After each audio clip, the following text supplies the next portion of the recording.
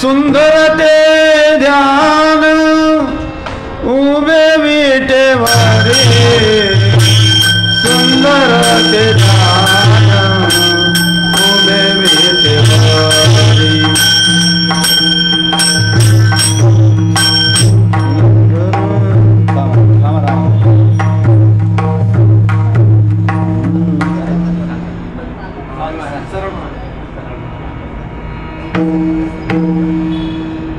सुंदर ते ध्यान उभे विटेवरी सुंदर ते ध्यान उभे विटेवरी कथा मुनी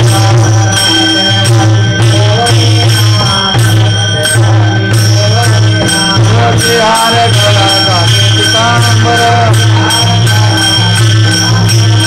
हार गला पितांबर आवड निरंतर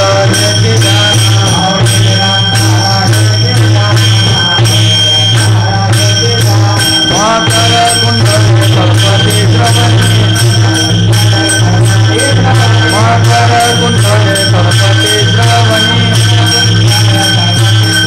कंठी कौतुमणि विराजित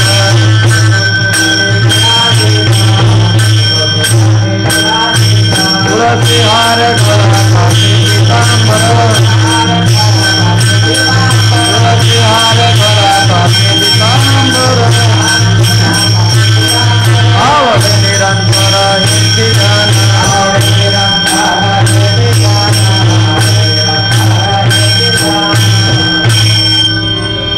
तुका मने माझे याची सर्व सुख तुका मने माझे याची सर्व सुख तुका मने माझे याची सर्व सुख वा वा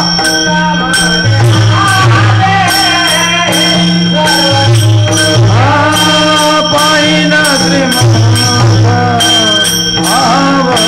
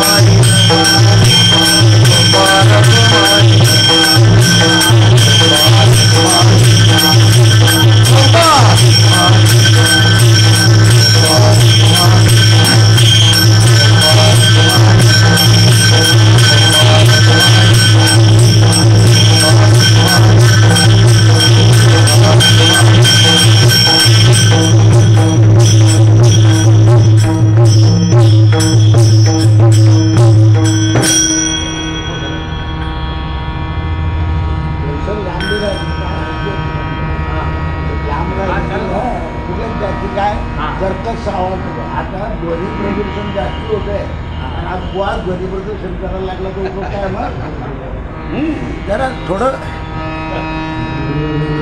मोठं संकट आहे ध्वनी प्रदूषणाचं. आणि हे लोक बाबा बाबा बाबा ठपतात, तुम्ही मोठ्याने बोलता. अगदी हळू मंजूर पाहिजे देवाला गमगान. गणनाथ सरस्वती रवि शुक्र बृहस्पती पंचेतान् सस्मरे नित्यं वेदवाणी प्रवर्तते. विनायकं गुरुं भानु ब्रह्मा विष्णुं महेश्वरान् सरस्वती प्रणदादौ सर्वकार्यार्थसिद्धये. मातृदेव भव पितृदेव भव आचार्यदेव भव अतिथिदेव भव. सर्वेभ्यो देवेभ्यो ब्राह्मणेभ्यो नमो नमः. गोपाल कृष्ण भगवान की लोकाभिरामं रणरंगधीरं राजीवनेत्रं रघुवंशनाथं कारुण्यरूपं करुणाकरन्तं श्रीरामचन्द्रं शरणं प्रपद्ये. मनोजवं मारुततुल्यवेगं जितेन्द्रियं बुद्धिमतां वरिष्ठं वातात्मजं वानरयूथमुख्यं श्रीरामदूतं शरणं प्रपद्ये. कृष्णाय वासुदेवाय हरये परमात्मने प्रणतक्लेशनाशाय गोविन्दाय नमो नमः. गोविन्दाय नमो नमः. गोविन्दाय नमो नमः. गोवर्धनधर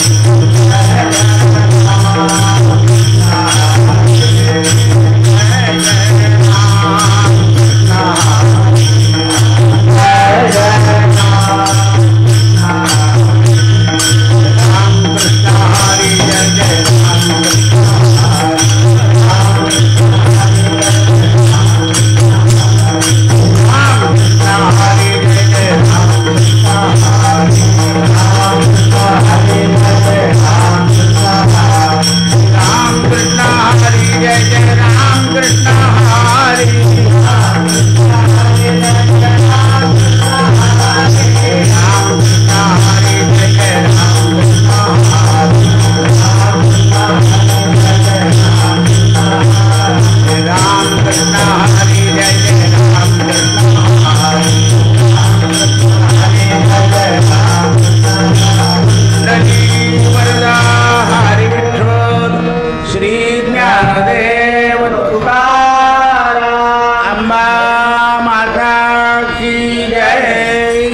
आज एकादशी हरिदिनी भगवंताच्या कृपा प्रसादानं अंबाबाईच्या आशीर्वादानं आईसाहेब मुक्ताबाईच्या कृपेनं आपण हरिकीर्तनाला उभे आहोत। हरिकीर्तनाने महादोष जातात। आताशा दुर्धर काळामध्ये हरिनाम हे एक तारक जगाला आहे। प्रमाण देताना संतांनी अशी प्रमाणं दिली आहे की कलियुगामध्ये नाम तारक आहे असं नाही, चारही युगामध्ये तारक नामच आहे असं संतांनी प्रमाण दिलं आहे। कलियुगामध्ये नामधारक होणं मोठं कठीण आहे। नाम घेतील लोक, अनुग्रह घेतील, पण नामधारक होणार नाही। कारण नामधारक व्हायला जे पथ्य आहे ते पाळायला तयार नाही कोणी। नामधारक हा उपद्रव होऊ देत नाही आणि म्हणून आपल्यापासून कोणाला उपद्रव होऊ नये असा जो नाम घेईल तो भगवंताचा नामधारक होतो। पण आतापर्यंत आपल्या संतांना सगळ्यांनी उपद्रव केला आहे। तुलसीदासापासून तर आपल्या ज्ञानेश्वरापर्यंत आपण जर सगळं विचारात घेतलं तर सगळ्यांनी उपद्रव केले। जे ज्ञानी होते त्यांनी, जे राजे होते त्यांनी, पण जे भक्त होते त्यांनी मात्र नामधारकाशी वैर केलं नाही। म्हणून संत आणि भक्त या जगामध्ये आज आपल्याला दिसत आहे। म्हणून नामधारक होण्याकरता जे पथ्य सांगितलेलं आहे ते ईर्ष्या, राग, द्वेष आणि वैर याच्यामध्ये 1400 वर्षाचे चांगदेव आणि माऊलींचं वय याचा जर सारासार विचार केला तर चांगदेवांच्या मनात केवढी ईर्ष्या निर्माण झाली होती। मग हे उदाहरणं आपण सगळे कीर्तनकार छाती ठोकपणे सांगतो, पण आपल्या मनामध्ये ईर्ष्या, राग, द्वेष आणि वैर वास्तव्य करतं। म्हणून आपण नाम घेतो पण नामधारक नाही आहे। नामधारकाचा विश्वास, आणि म्हणून आजच्या अभंगामध्ये महाराज वर्णन करतात तुकाराम महाराज की काय संत आहे।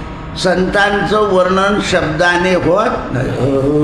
संतांचा महिमा तो बहु दुर्गम, संतांचा महिमा तो बहु दुर्गम, संतांचा महिमा तो बहु दुर्गम, शापिकाचे नाम नाही,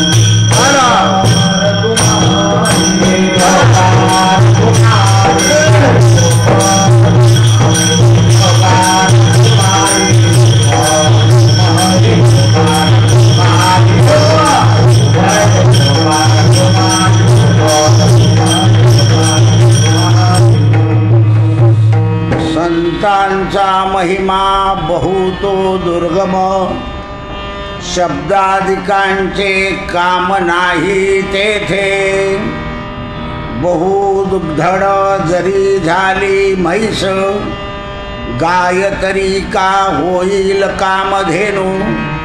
तुका म्हणे अंगे व्हावे ते आपण, तरीच महिमा येईल कळून, तरीच महिमा येईल कळून, तरीच महिमा येऊन कळेल ठाला विठाला.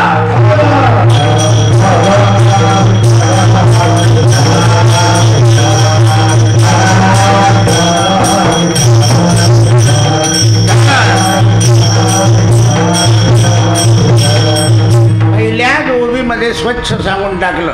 काय सांगितलंय? बहुदुर्गम. संतांचा महिमा हा बहु कठीण आहे. तो इतका कठीण आहे, काल सांगितलं तुम्हाला, घरातून निघून जायचं होतं जनार्दन स्वामीला. आई दळत होती, त्या दळणामध्ये खडे फेकायचे. आई आता आई आहे ती किती भडकली की का रे दळणामध्ये पिठामध्ये खडे फेकतो, खाशील काय? बस तेवढाच राग उचलला आणि जे गेले निघून. असा महिमा त्यांचा. आपण किती वेळा बोलणे घालले, काही परिणाम झाला? एवढंच बोलली आई, दगड मारणे पिठामध्ये म्हणजे मी वेडा आहे असं दाखवलं. हा काही कामाचा नाही.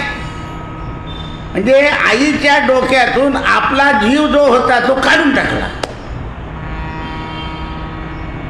आणि तिला विसरून बाहेर पडले. असा संताचा महिमा आहे. संताचा महिमा जसा आहे तो आपल्याला कळत नाही. आणि नदीच्या काठी येऊन, नाल्याच्या काठी येऊन नाल्याला नदीचं स्वरूप देऊन टाकलं. आणि आईसाहेबांच्या दर्शनाशिवाय अन्न खायचं नाही. आईंनाही दुर्धर परीक्षा पाहिजे होती. शेवटी 2 दिवस जेवले नाही, तेव्हा या आईनं कृपा केली. त्या आईकडून निघाले आणि या आईवर कृपा केली. खरी आई लक्षात आली. योग जे योग संभोजे. कलकत्त्याच्या बाईने जर विचारलं नसतं ना तर मी ते प्रकरण सांगितलं नसतं की का एक बिरा तिथे आहे अंबाबाईच्या समोर. तर संतामुळे कालाच्या युगामध्ये अनेक राज्यांच्या स्वाऱ्या झाल्या आणि त्याच्यामध्ये एखाद्या संतानं तिथे तप केलं नाही म्हणून ती भूमी, जरी आईसाहेब होत्या, ती भूमी दुस्तर झाली होती. म्हणून जनार्दन स्वामीसारख्या माणसानं तप केलं आणि पुन्हा आईसाहेबांचं मंदिर पवित्र झालं.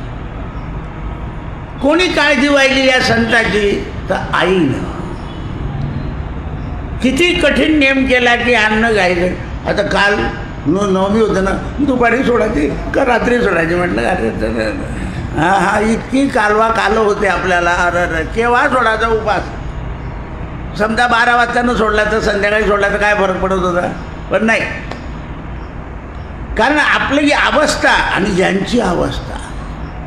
म्हणून संतांचं वर्णन शब्दाने करता येत नाही. या संतांना एकच शब्द मानायचा. गुरुवर्यांसमोर बोलायची वेळ आली आहे. त्यांनी माझ्याकडून चांगले शब्द निर्माण करून घ्यावे. विठ्ठला विठ्ठला.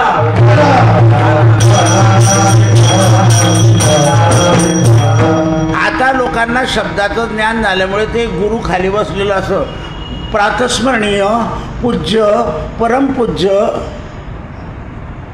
काहीच बोलायचं नाही तिथे. प्रातस्मरणीय मी करतो तुम्हाला असं त्यांना सांगायचं नाही. पण काय काय काय भूषणं लावता? अरे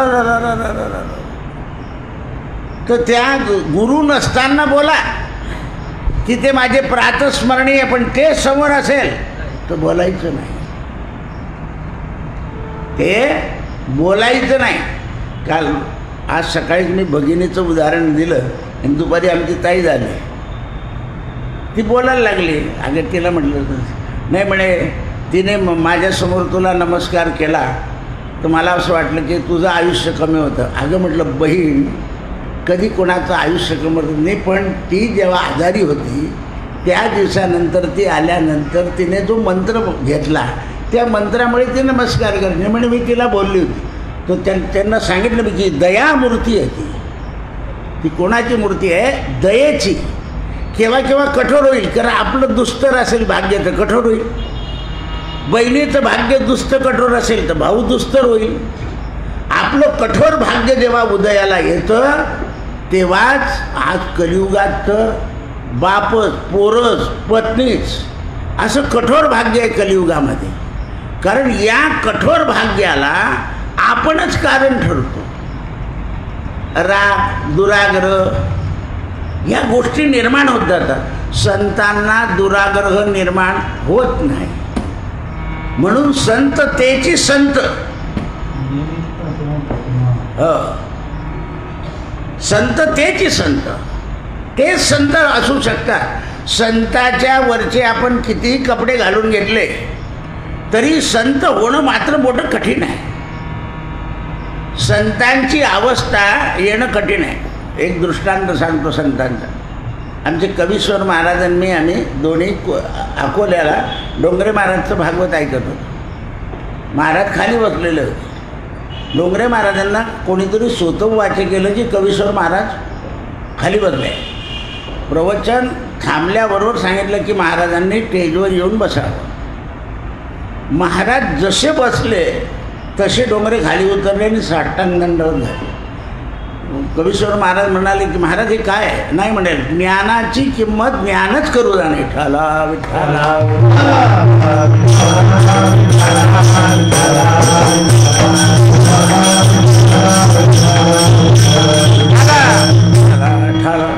ज्ञानाची किंमत ज्ञानच करू जाणे. पांडुरंगाच्या मंदिरामध्ये पंढरपूरला सगळ्या विणेकरांना शिकण्याजोगं काम होतं. 1.5 वर्ष एकच विणेकरी राहिला. सगळं करोना आटोपल्यावर सगळ्यांनी असं ठरवलं विणेकराचा सत्कार करायचा. त्यांनी सांगितलं माझा सत्कार करायचा नाही, मला 1.5 वर्ष देवाने जवळ ठेवलं आहे त्यामुळे मी शिकलो आहे की काय कर. एकहीचा सत्कार नारळ घेतलं नाही. पांडुरंगाच्या मंदिरात राहून सत्कर्माची बुद्धी झाली की काय कर त्याचं पूजा केल्यावर त्याचा तावीणा वाजवल्यावर कशाचा सत्कार घ्यायचा. ही खरी कृपा. मी अनेक लोकांना सांगितलं म्हणता आमच्या डोक्यात कसं आलं नाही. तुम्ही त्या रूपाने पाहिलं नाही. त्यांच्याकडे संताकडे पाहण्याकरता आपली दृष्टी शुद्ध करावी लागेल. आपण तर अजून काजळ घालतो सुरमा घालतो.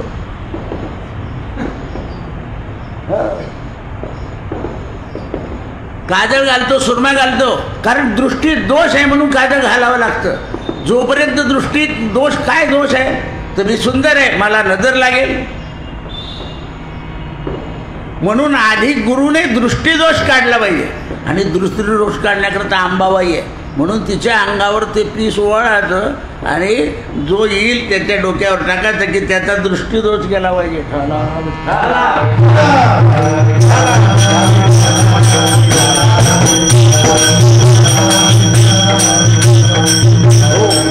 म्हणून संताचा महिमा काय. मूर्तीवर काय फिरवायचं आहे दोष? रामाच्या अंगावर गायीचे केस का फिरवायचे? तो मूर्तीचं जे रूप आहे दृष्टीदोषाने दगड फुटून जातो असं सांगितलं आहे. तुमच्या मोहऱ्या तडतड करत नाही, तुमची मिरची ख ख ख ख करत नाही. तुम्ही अनुभव घ्या तो दगड फुटून जातो.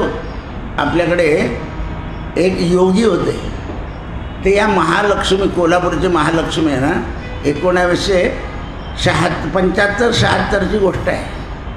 त्यांना रात्री 12 वाजता एकदम त्या योगाची उग्रमी आली आणि ते महालक्ष्मीच्या मंदिरापुढे गेले. गेल्यानंतर फक्त असंच पाहिलं त्या दरवाजाकडे तर कुलप दरवाजे सगळे उघडी गेले. लोक पळाले.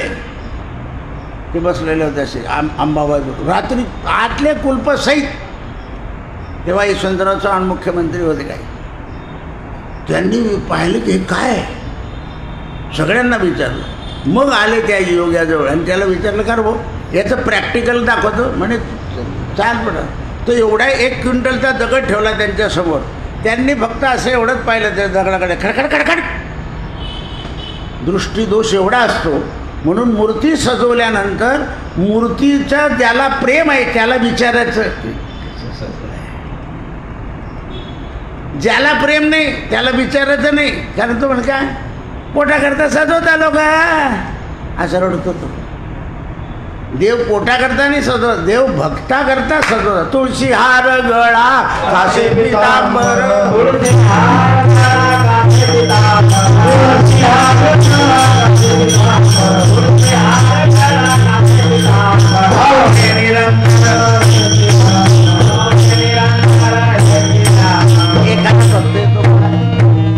शाल घातले व देवीच्या अंगावर तेवढी शेजारी आवाज, अरे हे लोकांच्या म्हणण्यामुळे का मूर्त्यांना कपडे घालता, हे असे भक्त असतात. म्हणजे म्हणून दुसऱ्यासमोर आपण आपल्या देवाचं गुणांवर्णन सुद्धा करू नये. कारण त्याच्या मनात अश्रद्धा असते आणि अश्रद्धा हे श्रद्धेला केव्हा बिघडून टाकेल, हिंग दुधाला केव्हा बिघडवेल, हिंग पंचखाद्याला केव्हा बिघडवेल याचा भरोसा. एखाद्या बाईचा हिंग जर पापडात जास्ती होऊन गेला तर सगळे पापड खाताना त्या हिंगाला प्रमाणात द्यावं लागतं. म्हणून हिरा हिंग आणि खडा हिंग कमी लोक वापरतात, पावडर जास्ती वापरतात. कारण पावडरमध्ये मिश्रण असतं, खराब नाही होतं अन्न लवकर. खडा वापरणाऱ्याला सावध राहावं लागतं. त्याचा मगमगाट सुटला, शरीरामधले जंतू मारण्याची शक्ती आहे. म्हणून शास्त्रानं लिहून ठेवलंय, मनुष्य हा स्वतःच्या स्वार्थाकरता एवढा पर्वत शोधून हिंग शोधून काढतो, पण एवढं विश्व सोडून त्याच्यातला देव शोधता येत नाही. आणि तो देव मात्र संतांनी शोधला. म्हणून या विश्वामधला देव ज्यांनी शोधला त्या संतांचा महिमा शब्दाने वर्णन करता येत नाही. म्हणून जे संत आहे त्यांना पाहिल्याबरोबर एखाद्या संताने जर तुम्हाला विचारलं काय येतोय तर काही ना म्हणे दर्शन येतोय एवढं सांगा, म्हणजे तुमच्या मनोकामना पूर्ण होतील. तुम्ही एकच जर विषय सांगितला तर ते एकाचं निरसन ताबडतोब करून देतील. फक्त दर्शन हेतू होता एवढा सांगा. दर्शने दोष नाशती. आपण हेतू घेऊन दर्शनाला गेलो, हेतू घेऊन दर्शनाला गेलो की हेतू पूर्ण होईल पण मनोरथ पूर्ण होणार नाही. मनोरथ पूर्ण झालं पाहिजे की या मनामध्ये दुसरं काही निर्माणच झालं नाही पाहिजे. पहा तुकाराम महाराज म्हणतात देवाचं दर्शन करा आणि मनोरथ पूर्ण करण्याकरता करायचं असेल तर त्याचं नाव घ्या, गोविंद गोविंद गोविंद गोविंद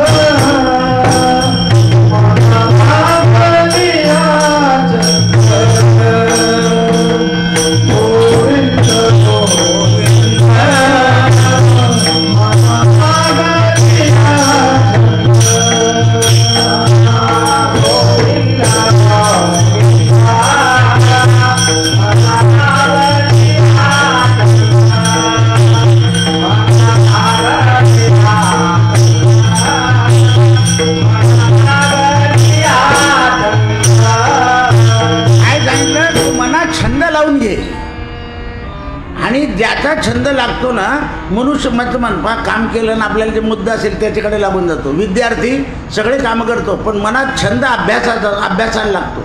ध्यानी मनुष्य संसार करतो पण ध्यानाची वेळ झाली की ध्यानात चालला जातो. आपण सुद्धा जपाची वेळ झाली की साधलं पाहिजे, पण उघडे ठेवून नाही इकडे बोलायचं तिकडे बोलायचं तिकडे पाहायचं माळ चालूच राहते असं नाही. त्यामुळे मन अजून एकाग्र होत नाही. आमच्या जिपरू अण्णाला सगळे लोक वेडा म्हणून दगड मारायचे तरी अण्णा बसलेले असायचे आणि त्या गावाला जाऊन आपण त्यांचं दर्शन करून येतो. इतकी स्थिरता झाली पाहिजे मनाची, इतकी मनाची स्थिरता झाली पाहिजे. मुक्तानंदांनी देवा दर्शन घेतलं तर काय चमत्कार दाखवला आहे. गुलाब अभिर याचा वास मगमगाट, उन्हाळ्याचा फपुटा आणि त्याच्यातून वास. आता ते ध्यानामध्ये अग्रगण्य होते पण ध्यानाचा आनंद मिळत नव्हता आणि म्हणून आनंदाकरते अण्णाकडे गेले. पाहिलं तर योगी राह काय स्तुती काय वर्णन करू, बस म्हणजे पायावर घालायचे डोकं एकदाच. कारण हे जड झालं आहे. इकडे हे ठेव बाहेर डोकं, जा तो वाट पाहतोय, तो तळमळतोय, तो त्याला योग्य माणूस पाहिजे. लक्षात ठेव. आणि मला विसरून जा, विसरायला सांगितलंय, कारण मला आठवलं तर तिथे रमणार नाही. खरे संत नैव शिष्या नैव गुरु, कोणी कोणाचं गुरु नाही, कोणी कोणाचं शिष्य नाही. कारण माझी परंपरा आहे अशी जरी भावना असली तरी शब्दाधिकाने काम होतं. म्हणून खऱ्या संताचं शब्दानं वर्णन करता येत नाही. कोणी जर सांगितलं की तुमची आई कशी होती, म्हटलं साखर खाऊन पहा, साखर इतकी गोड होती, माझ्या आईची मी स्तुती करणार नाही. पहा, विद्वान माणसाची आई काळी असते असं काही नाही. ते आई ती गोडच आहे, आई ती गोडच आहे. पण आजच्या जगाला आईचं महत्त्व नाही आहे. फक्त सनातन धर्मामध्ये आणि हिंदू धर्मामध्ये आणि भारत देशामध्ये आईचं महत्त्व आहे. एवढंच नाही तर आमच्या जन्म देणाऱ्या भूमीचं सुद्धा आम्ही महत्त्व ऐकतो. म्हणून ते म्हणतात या संतांनी, कबीर महाराज काशीत राहत होते. ज्या ज्या वेळेला राजे लोकांचं दुष्काळ पडलं तेव्हा राजे लोकांनी कबीरांना आपल्या राज्यात घेऊन गेले. पाऊस पडला, तुझं काम झालं ना, मला जाऊ दे काशीला. नाही तर त्या राजाच्या राज्यामध्ये वैभव काही कमी असतं. काचाच्या महलात ठेवलं असतं राजांनी त्यांना, पण नाही, तुझं काम झालं, मला काशीला जाऊ दे. म्हणून यांचं वर्णन नाही करताय, शब्दाने नाही, कारण शब्द ते जड आहे. हल्ली लोक मोठे मोठे शब्द वापरतात. मोठे मोठे शब्द वापरले म्हणजे बाबा प्रकांड पंडित आहे एवढंच कळेल लोकांना. पण शब्दाला जोर देता आला पाहिजे, शब्दाला श्रद्धा निर्माण झाली पाहिजे. गोंदवलेकर महाराजांकडे सगळी तयारी झाली. स्वामी समर्थाने झालं, जाय रे म्हणे, कोणी दुसऱ्या बाय, माझ्याकडे काम नाही होणार म्हणे तुझं. मग आईकडे गेले. आज चोर येणार आहे, सगळं लुटून घेऊन जाणार आहे, म्हणून असं कपड्यात फाटक्या फुटक्या कपड्यांचं एक गाठोडं बांधून ठेवलं. विधीही होत्या श्रीजन्मामध्ये, उघडं होतं शरीर असं. हे गेले, पाहिलं ते दिव्यता. घे म्हणे, सगळे कपडे लत्ते बांधले, घे आणि जा, जगाचं कल्याण कर. इतक्या दिवस सांभाळून ठेवलं होतं. हे सगळं योग इतक्या दिवस सांभाळून ठेवला होता आणि तो देऊन टाकला. मी गेली तरी परत मला पाहायला यायचं नाही, चल, हाकलून दिलं. साईबाबांनी साकोरीकर महाराजांना हाकलून दिला वाचून, नेक इथून, दुसरं उभं कर. हे जे सिद्ध पुरुष असतात हे दुसऱ्यांना सिद्ध करून देतात. आज गोंदवलेकर महाराजांचं केवढं वैभव आहे, पण ते सद्गुरूच्या ठिकाणी स्थिरता आहे. मुक्तानंदांचं केवढं वैभव आहे, पण आमच्या अण्णांचं तेवढंच आहे. कारण सोन्याला दुसरं रूप नाही, सोन्याला दुसरं रूपच नाही, सोन्याला सोनंच. म्हणून आपल्या मुलाला सोन्या म्हणण्याची आईची परंपरा होती. ठला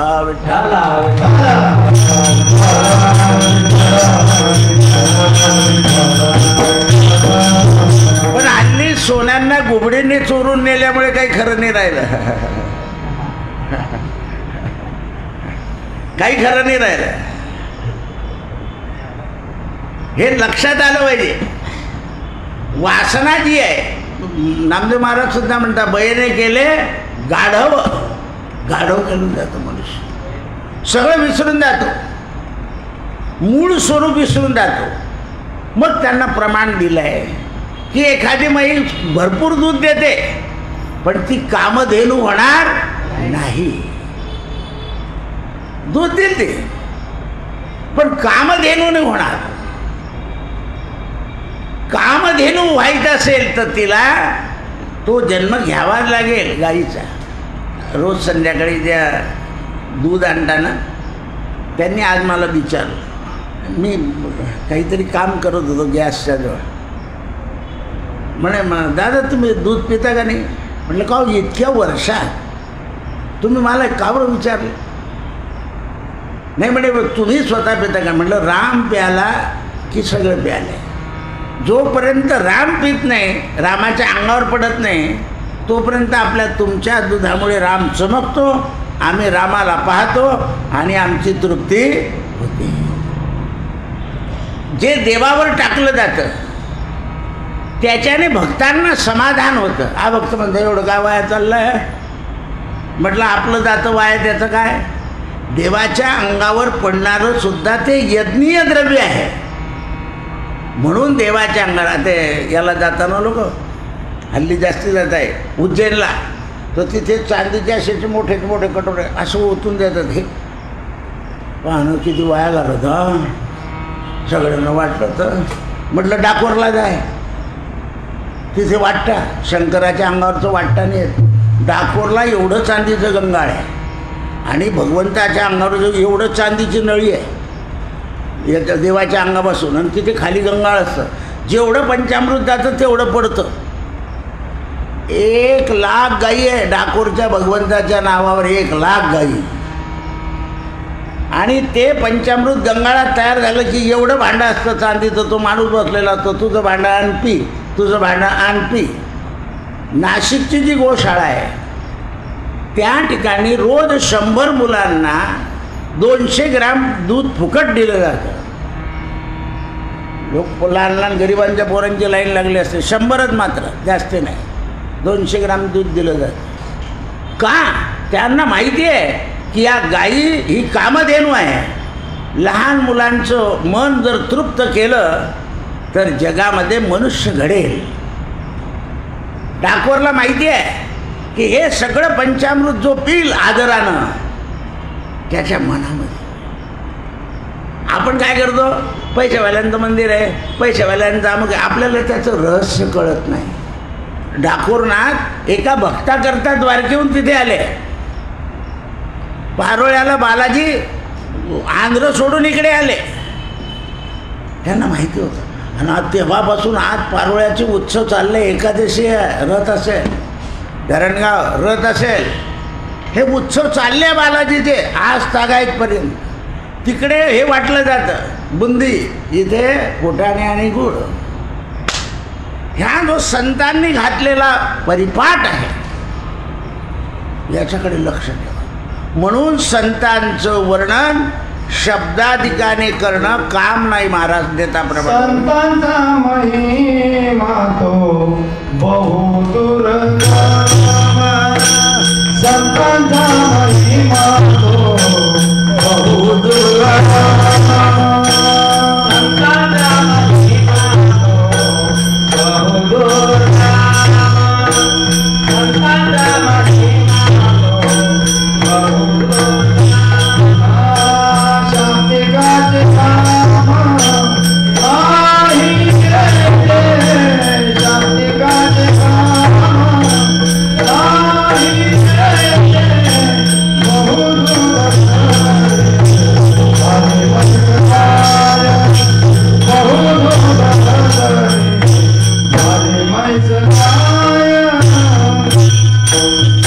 दासगणू महाराज दुसरं प्रमाण देतो.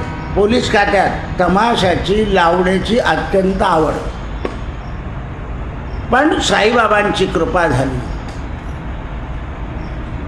इतकी उर्मी चढली की पायी वारी करता ड्युटीची रजा न घेता निघून गेले. त्यांच्या जागेवर पांडुरंगाने काम केलं. आल्यावर एवढा खुलासा झाला मनात, एवढं जर तो करविता आहे तर आता मी या पोटाचित्त म्हणून रिझाईन दिला आणि सेवा करायला लागले. लावणी म्हणणारा माणूस गजानन भक्तिविजय ग्रंथ लिहायला लागले. साईबाबा चरित्र लिहिलं आणि परिणाम असा झाला की गजानन महाराजांचं संस्थानचं काम केलं, शिर्डीचं काम केलं, पण मुक्काम पंढरपुरामध्ये राहिला शेवटपर्यंत. दासगणू महाराजांचा मठ आहे, मुक्काम पंढरपुरात. जन्मगाव जे होतं करायचं तिथे संस्थान निर्माण करून दिलं, पण मुक्काम पंढरपुरामध्ये. आणखीन एक वर्णन सांग. पोलीस खातं तमाशाच्या लावणीचा हे जे संगीत आहे ना, हे माणसाला कुठे घेऊन जाईल याचा भरोसा नाही. आता यानं वाजवलं ना, असं वाजवलं पाहिजे, टन टन टन टन टन टन, झालं गडबड. म्हणून याच्या नादी जास्त लागायचं नाही. मृग कस्तुरी टाकून जातं, सर्प डोलायला लागून जातं, तर माणसं बिघडाल किती वेळ लागेल. मोठं कठीण आहे ते मोठं कठीण आहे. रावण सुद्धा गाता गाता, आता पण ते रावणाचं केवढं झालं आहे. कुठे आता पाऊस पडल्यावर तो रावण जळाला, म्हणजे रावण पूर्ण नाही जळाला ना, अपशकुन आहे. आता कसं काय करायचं. अरे हे शकून आणि अपशकुन या देवांना याच्या इथे नसतं बाबा. दिवा विजून गेला, अपशकुन आहे, परत लावून दे ना. 108 वेळा अंबाबाईचं नाव घेऊन घे. ईश्वराच्या नामानं बरं हे प्रमाण देता बरं सांगतं. हरिनामाच्या चिंतने 12 वाटा पळती.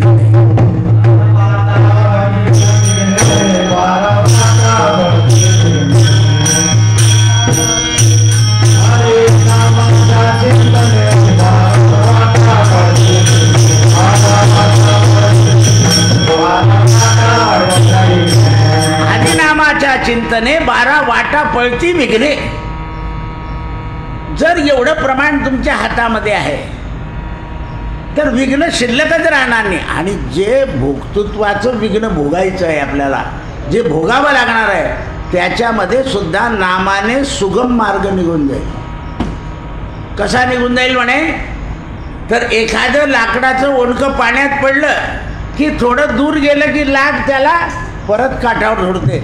तसं संसारामध्ये तुम्हाला काही दुःख येतील, तर भगवंताच्या नामाने ते तात्काळ बाजूला होऊन जातील. तुम्हाला काय वाटतं, कोणी म्हणतं मिठी लकडी जवळ ठेवावी. मिठी लकडी म्हणजे माहिती आहे का, लाकडाचा प्रकार आहे माहिती आहे कोणतं. मिठी लकडी नाही, ज्येष्ठमत म्हणजे मिठी लकडी. ठाला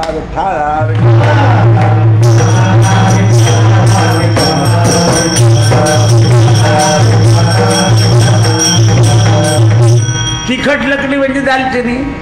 लाकूड देते, खाण्याचे लाकूड वेगळे, घराचे लाकूड वेगळे, लाकूड देते. मुलतान माती खायची आहे, हे बघ दुसरी खाऊ शकत नाही आपण, पण मातीतून उत्पन्न झालेलं आपल्याला खावं लागतंय. तसं आहे हे जग जे आहे ना, हे जग याच्याकरताच निर्माण झालं आहे. आणि या जगामध्ये संत एवढ्याकरताच निर्माण झाले की जगाला सांभाळायचं आहे, जगाला वाढवायचं आहे. म्हणून संतांचं वर्णन, कारण शब्द हे जड आहे. लोक कामं झाले तर तुमची स्तुती करता. कोणी लाख रुपये दिले की भाऊ सारखा माणूस नाही का बोललं गेलं. कोणी 1.25 लाख दिले की भाऊ डाऊन दुसरा तयार. म्हणून शब्दाला जगात काही महत्त्व नाही, शब्दाला जगात. आणि संतांच्या बाबतीत तर शब्द उपयोगाचे नाही, कारण ते सगुण नाही, निर्गुण आहे, परब्रह्म आहे. ते काय आहे, परब्रह्म आहे. म्हणून परब्रह्माला कशाचीच गरज नाही. म्हणून योगी लोक म्हणतात, सोहम नादे नादले ब्रह्म, सोहम नादे नादले ब्रह्म.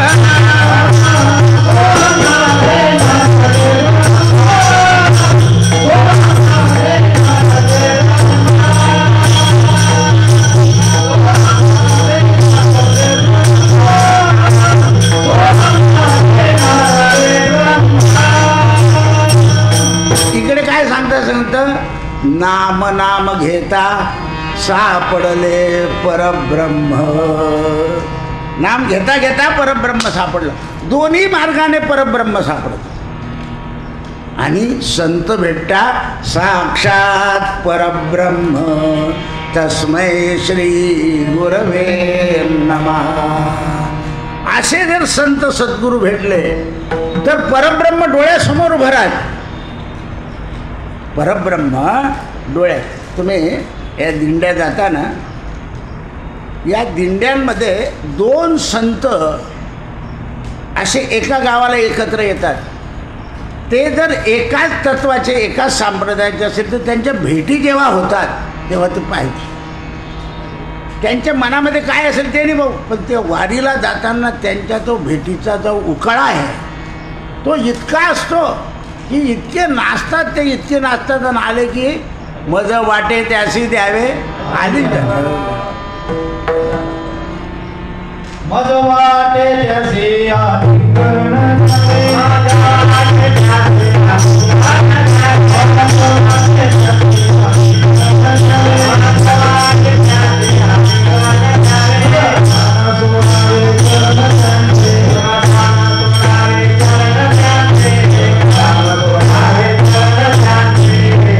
इतके ते माऊलीच्या दर्शनाचे भुकेले असतात. तर आता काही पालखी चालली जाईल का नाही, पण तिथे भिडण्यापुरतं ते इतके पळतात. ती वेळ जी असते असे पळत जातात. पखवाजवाला सुद्धा एवढा पखवाज, विण्यावाला विणा, टाळवाला टाळ, त्याच्या त्या आनंदामध्ये धुंदीत म्हणतं काही लोक, म्हटलं नाही धुंद नाही दे, आजी आनंद आनंद, आजी आनंद आनंद, आजी आनंद आनंद, आजी आनंद आनंद, परमानंद तुहा परमानंद,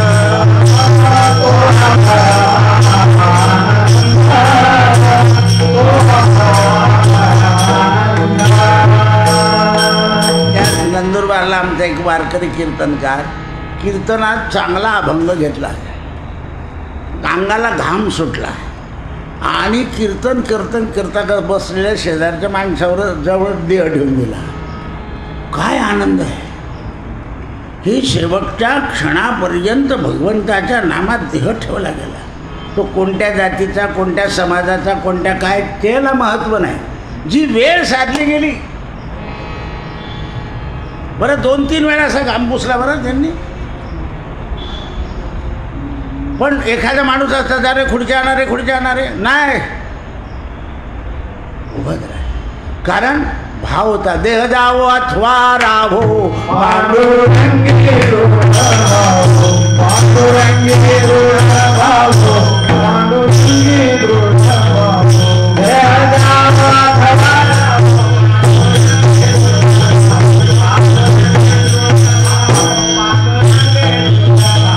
बरं हा भाव त्या दिवसापुरता नसेल, जेव्हापासून ती गोडी लागली सद्गुरूपासून तेव्हापासून तो भाव असेल, म्हणून तो शेवटाचा दिवस तो झाला. एका दिवसात नाही होत तो. अनंत जन्माचे बहुपुण्य केले. नामदेव महाराज सुद्धा म्हणतात, आम्ही अनंत जन्माचं पुण्य केलं तेव्हा हे विठ्ठलाकडे लक्ष लागलं. अनंत जन्माचे सुख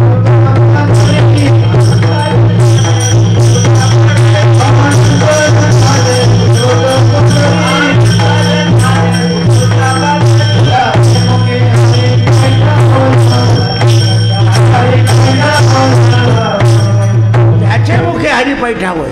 पण हे सगळं संतांमुळे आपल्याला कळतं.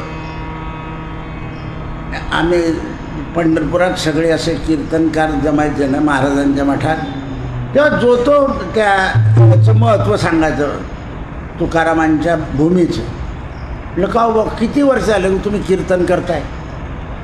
दादा तुम्हाला माहीत नाही, 16 वर्षापासून कीर्तन करतो. तुकाराम महाराजाचे अभंग किती दिवस झाले वापरताय? म्हणजे इतके दिवस झाले. मग दरवर्षी आपल्या कमाईतला 10वा भाग का बरं तुकारामाला दिला नाही? तुम्ही का नाही मुद्द्यावरच बोट ठेवता. मग मुद्दा समजावलो का? हे सगळे जर देऊला जातात, एवढे अभंग वापरतात, तर जाऊन तिथे काही जमा केलं पाहिजे ना. काही कोणी करत नाही, ना बुवा ना पखवाजा. पेटीवाल्याचा काही संबंध नाही, कारण तुकाराम महाराजांना पेटी आवडत नव्हती, काही संबंध नाही. लक्षात ठेवा. एकदा मी महाराजांजवळ बसलो होतो. ते बाळकृष्ण लक्ष्मण पाठक ग्रंथ प्रकाशन करणारे आले. मला महाराज म्हणे, दादा हे ओळखलं काय? म्हणलं मग आपल्याला काय ओळखायचं? कोणाची ओळख? पंढरपुरामध्ये आल्यावर कोणालाही ओळखायचं नाही. एक तर सखाराम महाराज आणि दुसरा पांडुरंग. त्या पांडुरंगालाही काय पाहायचं? ज्याच्यामध्ये संतामध्ये देव पाहायचं. त्यामुळे ते मला बळजबरी करतात म्हणून मी जायचे नाही, तुम्ही रावळात सुद्धा जायचं का रा घरचा संत सोडून द्यायचा आणि इकडे तिकडे पळत फिरायचं काही गरज नाही. मी म्हणे प्रकाशन करतं, मग ते सांगायला लागले का असं तसं. मी 2-4 वेळा ऐकून घेतलं. म्हटलं का शेठ म्हटलं मी त्यांना, किती वर्षापासून तुमचा प्रकाशन झालं? लगेच लेटर कोणाचं पुस्तकं लिहिलं ते रामदास स्वामी, तुकाराम महाराज, ज्ञानेश्वरी, एवढं तुम्ही पुस्तक विक्रेत्याला कमिशन देताना म्हटलं. हो, मग आमच्या तुकाराम महाराजाला दरवर्षी किती कमिशन देता, ज्ञानोबाला किती देता? 1% द्या. काय बोलेल तो? जाता तरी का म्हटलं वारीला? आम्हाला कुठे वेळ आहे म्हटलं. मग काय बोलतो तुमच्याशी? ज्या तुकारामाचे पुस्तकं इतके खपतात, ज्ञानेश्वराचे बघ, आपलं गोरखपूरचं प्रकाशन पहा. मधल्या 1.5 वर्षाच्या काळामध्ये गोरखपूर ग्रंथालयाला खोळीत कळा आली होती. उत्तर प्रदेश सरकारने पैसे देऊ केले. त्यांनी सांगितलं नाही, एकदा तुमचे पैसे आले की तुमचं दाबून राहावं, गव्हर्नमेंटचं नाही. मग त्यांनी पुस्तकामध्ये लिहिलं की परिस्थिती वाईट आहे, तर तुम्ही आमच्यावर उपकार करू नका.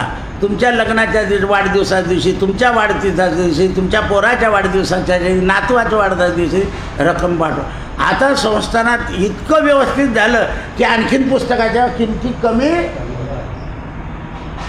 हो, कारण जी रक्कम येईल ना ती श्रद्धापूर्वक येते. कोण देणगीमध्ये गडबड येते. देणगीमध्ये काय येते? गडबड येते. कारण तो मोठा आकडा असतो ना. इथे गडबड नाही पाहिजे, सगळ्यांचं प्रेम झालं पाहिजे. आता मध्ये मुख्यमंत्री गेले, ते म्हणे तुम्ही असं म्हणे नाही, जनता जनार्दनाचा हा छापखाना आहे आणि जनता जनार्दनाने काम करावं. इथे गाडी उभी होती त्या काळामध्ये. मी पुष्कळ लोकांना म्हटलं शंख घेऊन टाका, अमुक घेऊन टाका, तर इथेच गाडी उभी करायची. मग ते म्हणे का होते महाराज लोक पाठवतात ते येत नाही. म्हटलं बघ, मी गेलो की तो पुस्तक फुकट देईल, त्याच्यात आपण जायचंच नाही. कारण तिथे जर द्रव्याचं संग्रह आपल्याला करायचं आहे तर आपलं काम आहे घेऊन टाकले पुस्तक, करणे पुस्तक. कारण हा धर्म आहे. जर आपण धर्माला धरून नाही ठेवलं, धर्माचा वाढव नाही केला, धर्माचं पालन नाही केलं. आपल्या शेजारी मुलगा बापाशी भांडतो. एखादा सल्लेत आला, त्याला सांगा मी असं भांडत होतो, पण भाऊ माझं केव्हा खिसा कापला गेला, केव्हा म्हैस दूध बेचण्याची झाली, त्या दिवसापासून असं त्याला सांगत राहा. म्हणजे त्याच्या बुद्धीमध्ये त्याला एखाद्या वेळा झटका बसला की तो ते कर्म सोडतो आणि आईबापाशी गोड वागतो. हे सुद्धा चांगलं कर्म आहे.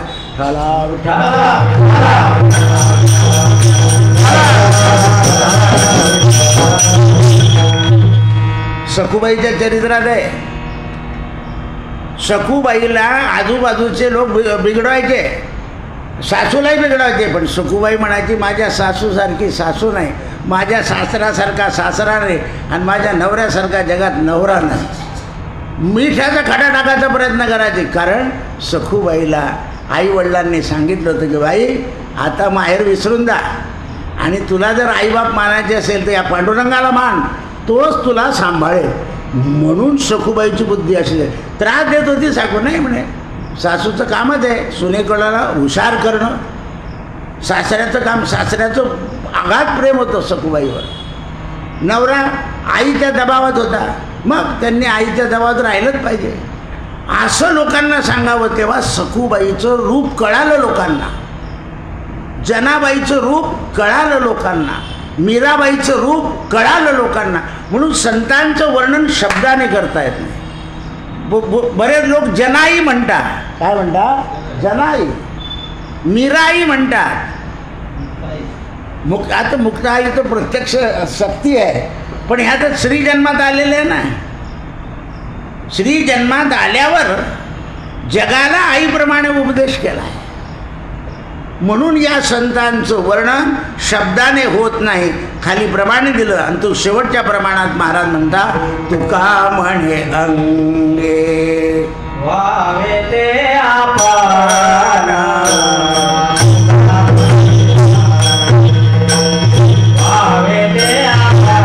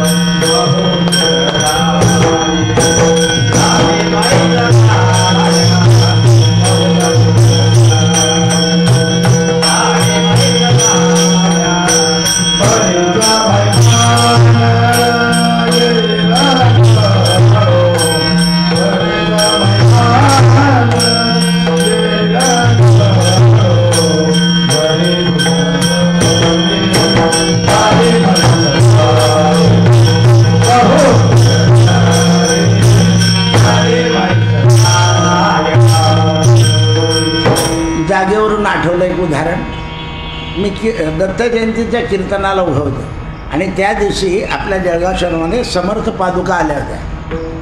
आपल्या इथून ते सगळे भिक्षा घेऊन गेले, पादुकेची पूजा झाली. मी दत्त जयंतीच्या कीर्तनाला उभं राहिलो. दत्त जयंतीच्या कीर्तनात सुद्धा आपण भिक्षा घेतो. मी भिक्षा घेतली, सगळ्यांनी मला भिक्षा घातली आणि मी ते भिक्षा खाली ठेवली आणि बांधल्याबरोबर माझ्या डोक्यात राईज झाला की समर्थ गावात आहे, आपण दरवर्षी भिक्षा मागतो त्यांच्या नावावर. जर हेड ऑफिस गावात आहे तर ही भिक्षा कुठे गेली पाहिजे, घरी न जाता हेड ऑफिसला. मी भिक्षेच्या वेशामध्ये तर रिक्षेत बसलो आणि बळीराम मंदिरात गेल्यावर मारुतीबा समोर आले. मी दादा आत्ताच येऊन गेलं. म्हटलं बुवा, समर्थांनी शब्दाने समजवलं मला की मी जळगाव शहरात आहे. मग आज मी जर जळगाव शहर आहे तर ते भिक्षा कोणाच्या नावावर घेत होतो? म्हणे रामदास स्वामीचं. मग जमा कर. बुवांनी माझी भिक्षा घेतली, तांदूळ किती, रुपये किती हे लिहून 5 मिनटात म्हटलं बुवा नंतर वाढव. म्हणे नाही, तुम्ही जसे पटकन आले तसे मला सुद्धा हिशोब पटकन दिला. असं घडतं. नाही तर त्या दिवशी मला पाप लागलं असतं. पण दत्त महाराज पाठीशी होत आहे. सद्गुरु सारी का आस्था पाठी राहा,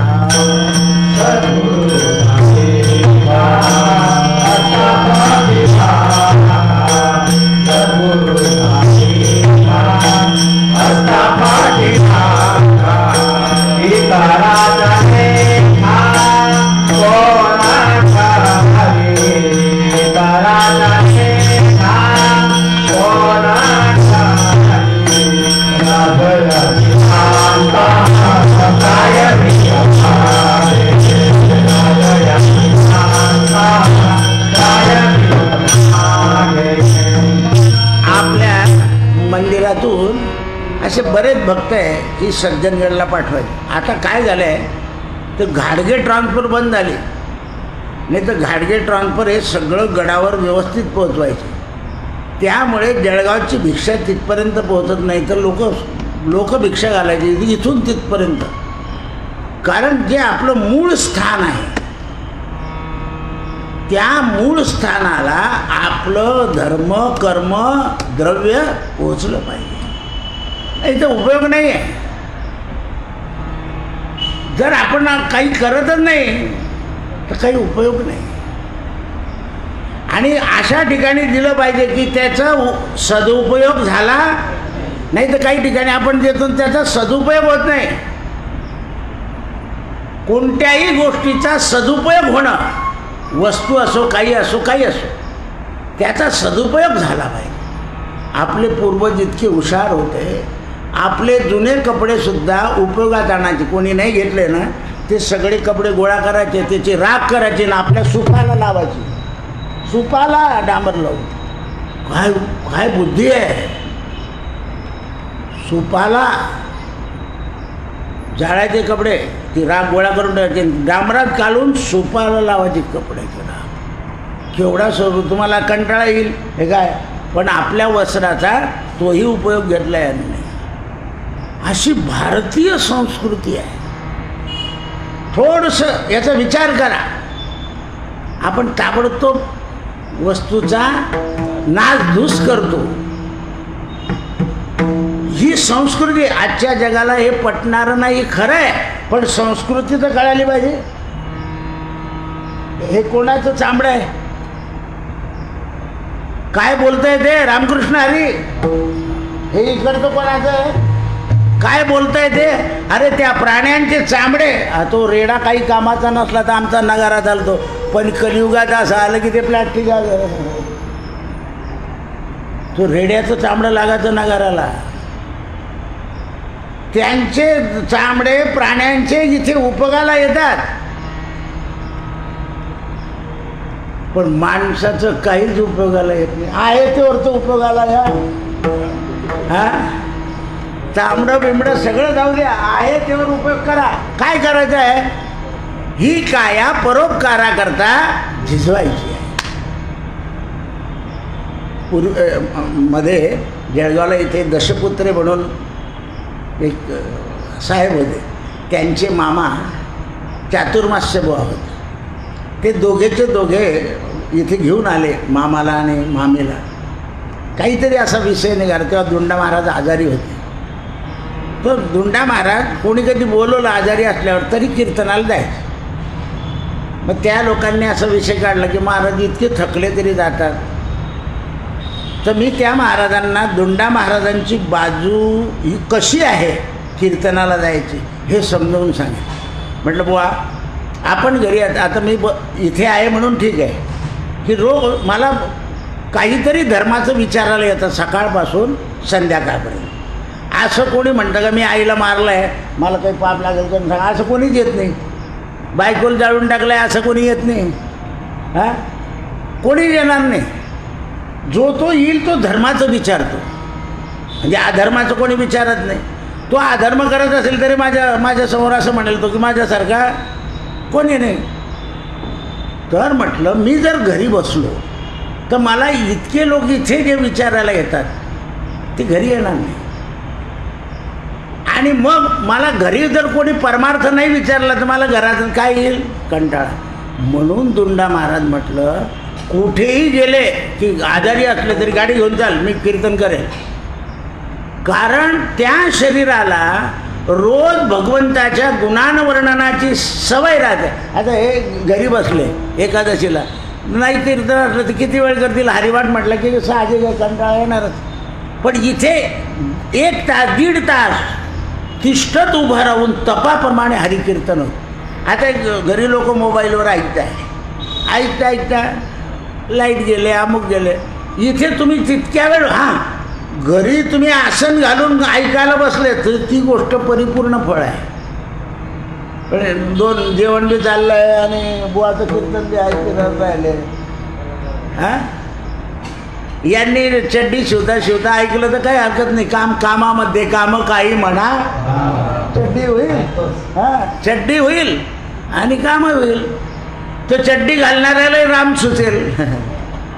कारण खोटं नाही ना. गोरोबा काका मडके घडताना काय करत होते कामामध्ये काम काही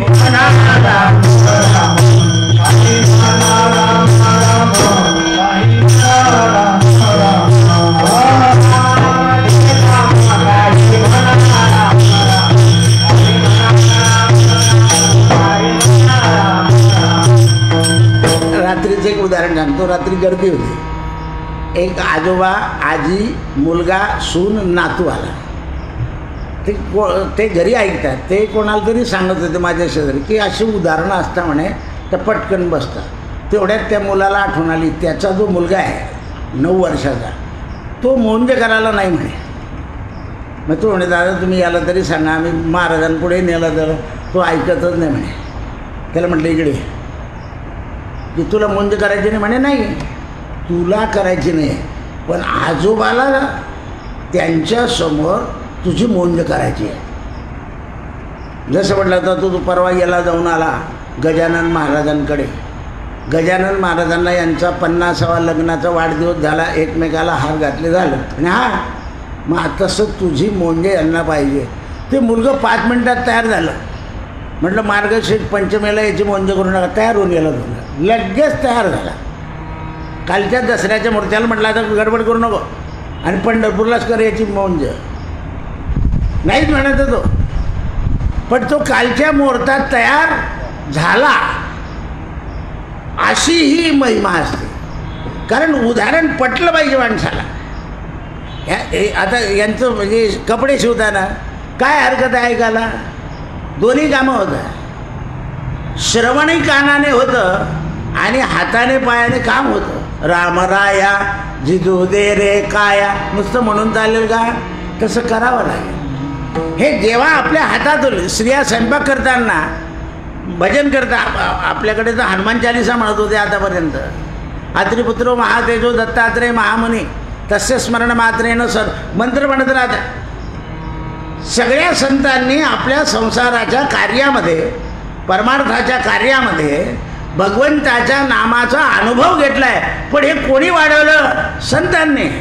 म्हणून संतांची स्तुती शब्दाने करायची नाही. कारण ते शब्दा पलीकडे जे शब्द हे ब्रह्म आहे पण त्या शब्द ब्रह्माच्या पलीकडे परब्रह्म संत आहे. आणि तुकाराम महाराज म्हणतात ते आपल्या अंगी आपण आणलं की तरीच महिमा येईल कळून. हे तुम्ही आचरणात ऐकलं की तो संतांचा महिमा तुम्हाला कळून येईल. आणि तो कसा कळेल ते उत्तर रंगामध्ये गजानन महाराजांच्या चरित्रावरून आपण पाहू. विठ्ठला विठ्ठला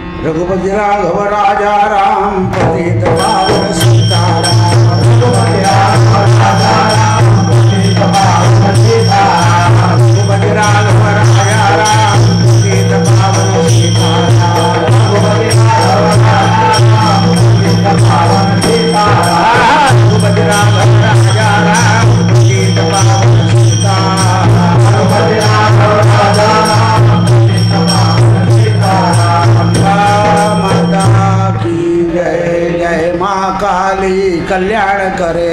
जय महाकाली कल्याण करे. जय महाकाली कल्याण करे. जय महाकाली कल्याण करे. जय महाकाली कल्याण करे. जय महाकाली कल्याण करे. जय महाकाली कल्याण करे. जय महाकाली कल्याण करे. जय महाकाली कल्याण करे.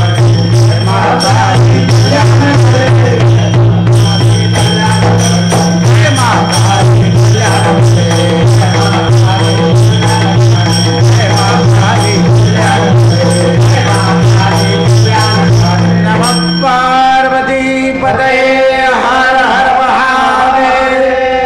अंबा माता की जय. आकाश स्वच्छ होत चाललंय. कोजागिरी पौर्णिमेचं वातावरण तयार होत आहे. समुद्राला आनंद होतोय, चंद्र परिपूर्ण होणार आणि बिंब समुद्रामध्ये पडणार. पौर्णिमेचा पूर्ण चंद्र जो आहे तो समुद्रामध्ये अमृत सावतो. म्हणून आपल्याकडे नारळी पौर्णिमेला समुद्राची पूजा केली जाते आणि त्याच्यात सोन्याचं नारळ सोडलं जातं. आता परिस्थितीच्या मानानं तरी ते सोडणारच, ते लोक सोडत नाही. आपण नारळ सोडतो आणि नारळी पौर्णिमेच्या दिवशी पुरणाचा स्वयंपाक करून देवाला नैवेद्य दाखवतो. तीच पुढे पौर्णिमा भाद्रपदाची पौष पौर्णिमा येते आणि आश्विनाची कोजागिरी पौर्णिमा येते. म्हणून निसर्ग हा पृथ्वीला आनंद प्रदान करतो. म्हणून शारदीय नवरात्र अत्यंत महत्त्वाचे. मग पौषातलं शाकंभरी नवरात्र, मग वासंती नवरात्र आणि गुप्त नवरात्र. आता या सगळ्याचा जो इतिहास आहे तो निसर्गपूजक भारत आहे. निसर्गाची पूजा ही प्रमाणबद्ध आहे. त्याप्रमाणे संतांनी ही सगळी पूजा मान्य करून त्यावर भगवतीची स्वरूपस्थिती सगळ्यांमध्ये नाथ महाराजांनी जास्त केली. काव्यामध्ये नाथांनी संपूर्ण निसर्गाची सगळ्या समाजाला धरून ठेवण्याची एक उपासना सांगितली. संतांनी सुद्धा तीच केली. आज आपण महाराजांचं चरित्र पाहणार आहोत. उरलो भक्तांपुरता, तुकाराम महाराज असं म्हणता, आता उरलो उपकारा करता, परोपकारा करता.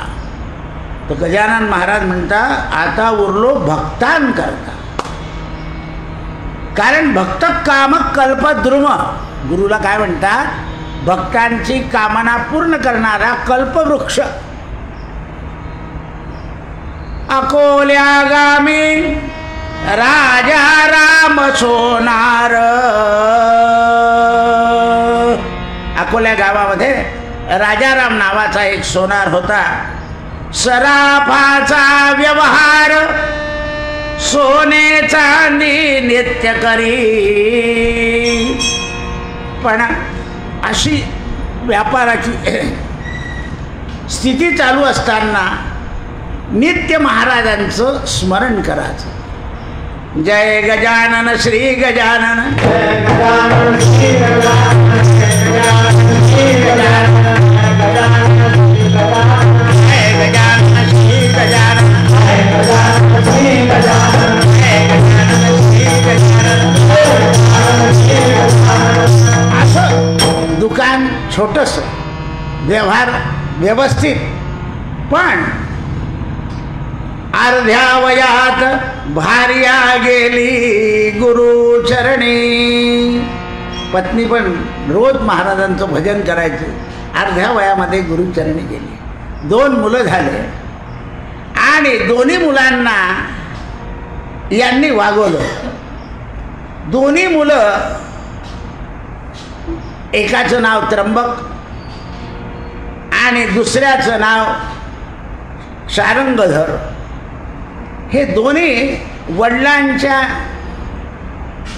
कृपेनं उत्तम शिक्षणात राहिले आणि वडिलांनी आई गेल्यामुळे पालन पोषण भोजन आणि गजानन महाराजांची महती रोज मुलांना सांगावी. म्हणून एक मुलगा वैद्यकीय सेवेमध्ये गेला आणि एक मुलगा व्यवहारामध्ये राहिला. आणि गजानन महाराजांच्या कृपेनं त्याला हैदराबादला, म्हणजे त्या काळात हैदराबाद एज्युकेशन याच्यात वैद्यकीय शिक्षणाचा नंबर लागला. अकोल्या गावातून एकदम हैदराबाद. त्यावेळेला हैदराबादला नंबर लागणं म्हणजे साधारण कठीण होतं. आता पैसे दिले की नंबर लागून जातो, ती गोष्ट वेगळी आहे. म्हणून हा जाताना गजानन महाराजांच्या चरणावर मुलाला घातलं आणि सांगितलं, बाबा हा जातो आहे शिकायला, तुम्ही सदैव याचं रक्षण करा. आणि राजाराम तू काय चिंता करतो? जो तो त्याच्या त्याच्या प्रारब्धाने जगतो रे. पण एक लक्षात ठेवा, प्रारब्धाने जगा, पण भगवंताच्या नामाला मात्र विसरू नका. कारण प्रारब्ध जगत असताना जे काही अडथळे येतात ते नामाच्या योगानं दूर जातात. हा उपदेश या मुलाच्या बुद्धीत बसला आणि गजानन महाराजांचा आशीर्वाद घेऊन हा अकोल्याहून हैदराबादला गेला. तिथे सारखं अभ्यास करावा लागायचा. रात्री फावल्या वेळामध्ये शेगावची भूमी डोळ्यापुढे आणायची. महाराज बसलेले आहे आणि त्यांच्या चरणावर मस्तक ठेवतोय आणि अभ्यासाला सुरुवात करतोय. ज्या ज्या ठिकाणी मन जाय माझे, त्या त्या ठिकाणी निजरूप तुझे. मी ठेवितो मस्तक ज्या ठिकाणी, तेथे सद्गुरु तुझे पाय दोन्ही. सकाळी उठला, पुन्हा थोडं ध्यान केलं. गुरुर्ब्रह्मा गुरुर्विष्णू गुरुर्देव महेश्वरा, गुरुर साक्षात परब्रह्म, तस्मै श्री गुरवे नमः. गुरुवारच्या दिवशी कोणातरी गरीबाला थोडंसं खायला देऊन द्यावं. आणि असं 1 वर्षभर त्याला तिथून येता आलं नाही. दिवाळी झाली तर नाही येता आलं. मग हैदराबादमध्ये काहीतरी घटना घडली आणि 10 दिवसाकरता कॉलेज बंद झालं. दुर्घटना घडली हैदराबादला, त्र्यंबकाला घराला. मोठ्या मुलाचं लग्न होऊन गेलेलं होतं. घरामध्ये वहिनी आली होती, तिचं नाव नानी होतं. मोठा भाऊ आणि भाऊजाई. दीर आला म्हणून मोठ्या आनंदानं वहिनीने विचारलं, तुम्हाला काय खायचं? म्हणे, वहिनी मला काही खाऊ नका, मला एकदा शेगावला जायचं आहे आणि महाराजांना जेवू घालायचं आहे. पण जेवू घालायचं काम तुमच्या हातात आहे, तुम्ही मदत कराल तर महाराज जेवतील. याही मुलीला म्हणजे नानीला महाराजांचं प्रेम होतं. तिनं म्हणे, बघा तुमची इच्छा पुरी करण्याकरता मला बाबाची तर काही परवानगी घ्यायची गरज नाही, बाबा होत म्हणतील. तर तुमचे भाऊ, आपण दोघी त्यांच्याकडे जाऊ, दुकानात विनंती करू आणि त्यांनी आज्ञा दिली तर मी करून देईल. याच्या मनात किंतु आला. म्हणे, वहिनी तुम्ही पुढे जा, मी आलोच दुकानात. हा आपल्या घरात देवघरात गेला, देवाला प्रार्थना करतोय, महाराज मी 1 वर्षापासून तुमच्यातून दुरावला होता. माझ्या भावाला एवढी बुद्धी द्या की त्याने मला भोजन घालायला परवानगी दिली पाहिजे. कारण सनातनी घर आहे.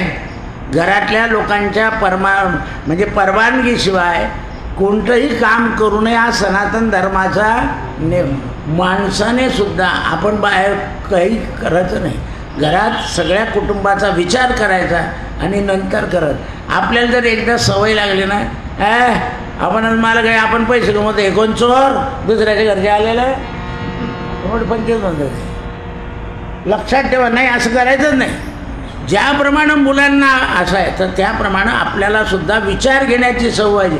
आणि ही सवय तुमची त्यांच्यामध्ये असली की त्यांची तुम्हाला लागते आणि तुमची त्याला लागते. हे लक्षात ठेवलं. दोन्ही दीर भाऊजाया गेले दुकानावर. खरे तुम्ही दोघंच्या दोघं काय आले? म्हणे, वहिनी सांगेल. वहिनी म्हणे, भाऊजी सांगतील. भाऊ म्हणे, वहिनी सांगेल. अरे म्हणे, सांगा ना इतकं काय?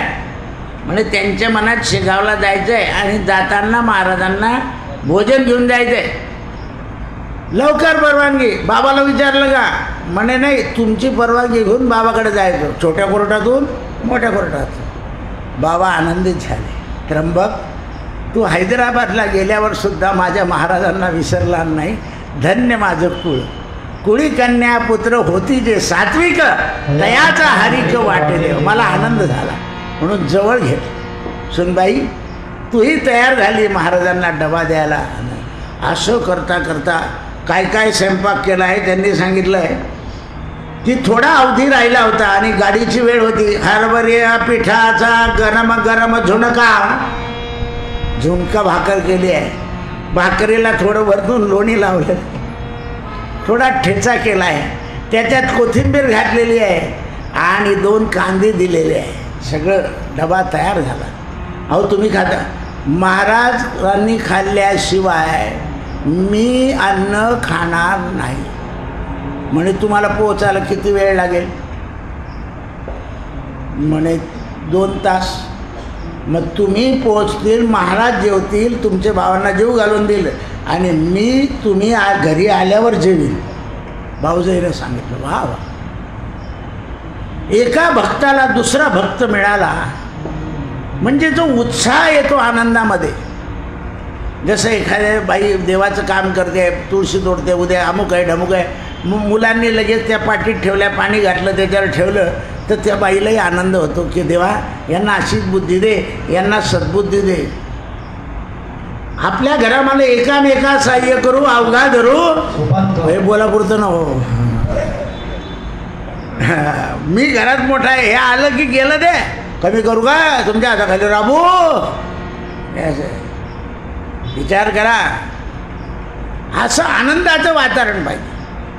हा रेल्वे स्टेशनवर आला आणि गाडी गेली. 2 तासानंतर गाडी होती. त्या प्लॅटफॉर्मवर बसलेला महाराज तुम्हाला जेवायला किती उशीर होणार? महाराज या पामराचं अन्न बरोबर नसेल, काही आमचं चुकलं असेल म्हणून गाडी चुकली. इकडे गजानन महाराजांचं 11:30 वाजता सगळा नैवेद्य झाला. पुढे महाराजांच्या ताटं आले, समोर ठेवले. इकडे आज आम्ही 4 वाजता जेवणार आहे. ज्याला जेवायचं असेल त्यांना वाढून द्या, ज्याला थांबायचं आहे तो थांबा. महाराज इकडे पाहता आणि लोक इकडे. सगळे म्हणे खरं हो आज काय नाही. म्हणे 4 वाजता जेवणार आहे. ताटं वाढलेले. तेवढी गाडी आली.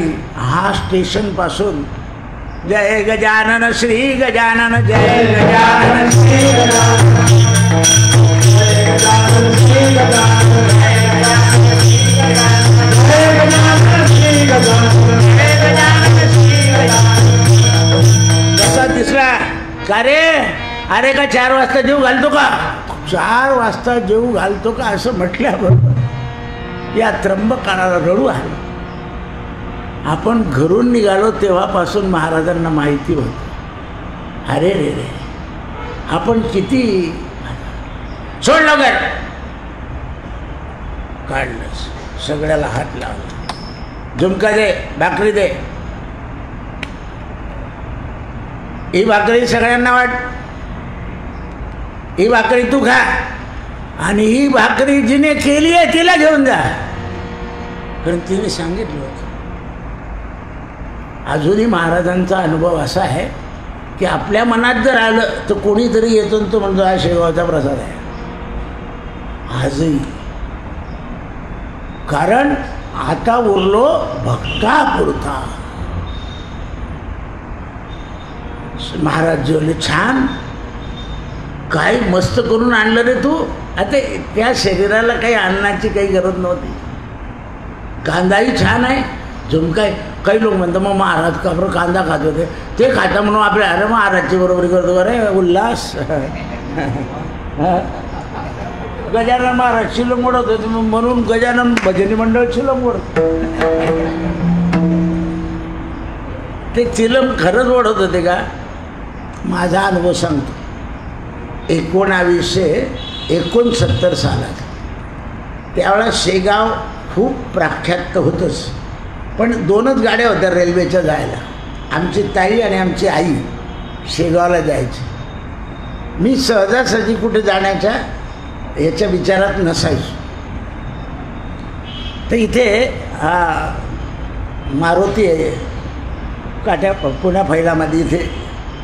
तिथे एक साधू आला होता आणि त्या यज्ञाला म्हणजे तोपर्यंत मी मंदिरात आलेलो होतो इथे राहायला.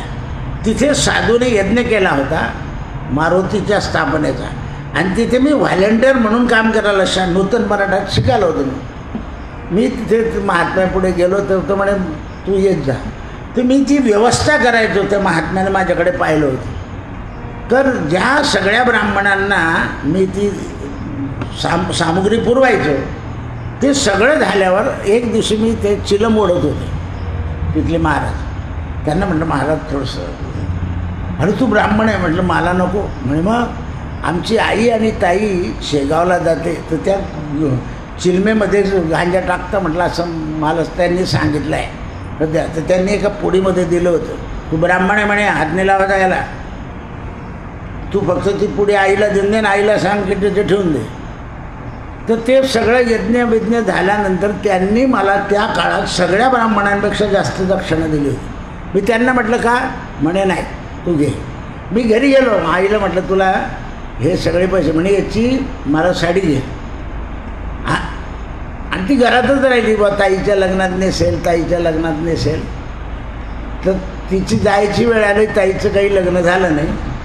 पण तिने मला शेवटच्या दिवशी सरकारी दवाखान्यात सांगितलं आदल्या दिवशी, तीच साडी माझ्या अंगावर ठेवायची खलास. ही महाराजांची कृपा आहे. ते पातळपात तिथे दाखवलं मिळते. तर इतकी या महापुरुष उरलो भक्ता पुरता. मी ज्यांच्या मनात नास्तिकता आहे ना, किंवा देव गुरुमंत्र देत नाही, आमचे तुकाराम महाराज ओरडून गेले, काय मागतो म्हणे देव, भोजनाला पावशेर तूप मागतोय. त्यांना सुद्धा बापजी स्वप्नातच येऊन सांगून गेले. निळोबारायांना तुकाराम महाराज गेल्यावर स्वप्नात येऊन अनुग्रह दिला. आदिष्टवान यथा स्वप्ने रामरक्षा मिमाहला. आता आपल्याला का प्राप्त होत नाही, तर आपली तळमळ, जसं पाणी उकळलं घेऊन डाळ टाकली की लवकर शिजतं, उकळ कमी पडला किंवा ते शिजत नाही. आता तुमचं तर उकळ येतं का नाही हे माहीत नाही, ते कुकर पॅक असतं. तर आज तळमळ लागते. तळमळने विहिरे राम कारुण्य सिंधू, षडरिपुकुळ माझा तोडियाचा समंधू. भगवतीची जेवण बैस जेवायला, महाराज स्वतः त्याला जेवायला बसवत आहे, आनंद होत आहे. मनामध्ये काय हेतू होता, फक्त सद्गुरूला जेवण घालं. जसं अज्ञानाला समर्थांनी सांगितलं, तुम्ही जातोय घाली भोजन रामाला, हो घाली भोजन रामाला, घाली भोजन रामाला, हो घाली भोजन रामाला, घाली भोजन गुरुला, हो घाली भोजन गुरुला, घाली भोजन गुरुला, हो घाली भोजन गुरुला. आणि एक तुकडा आपल्या तोंडाला लावला आणि तो दिला, जा विजय राहील तुझा. तो प्रसाद घेतला, जा आता गाडी लवकर सापडेल. गाडीवर आला. घरी वहिनी उपाशी होती, 6 वाजले होते. वडील म्हणाल तो आल्याशिवाय मी पण जेवणार नाही. भाऊ म्हणाला तो आल्याशिवाय मी जेवणार. कारण महाराज जेवल्याशिवाय आपण जेवायचं नाही. महाराज जेवल्याशिवाय आपण जेवायचं नाही. आला, सगळे उठले घरात. अरे महाराज जेवले का? वहिनीच्या हातात प्रसाद दिला आणि साष्टांग नमस्कार घातला. आज आपण कृतार्थ झालो. महाराज आपल्या जेवणाची वाट पाहत होते. सगळं मठामधलं जेवण स्तब्ध होतं. आपला ठेचा भाकर, आपलं लोणी लावलेली भाकरी महाराजांनी खाल्ली. हा तुम्हा सगळ्यांना प्रसाद दिला आहे. त्या दिवसापासून महाराजांनी अनन्य भक्तांना, म्हणून महाराजांचं वर्णन शब्दानं करता येत नाही. तुकाराम महाराज सांगतात ते प्रमाण खरं आहे. तुका म्हणे अंगे भावे तुका म्हणे अंगे भावे तुका म्हणे अंगे भावे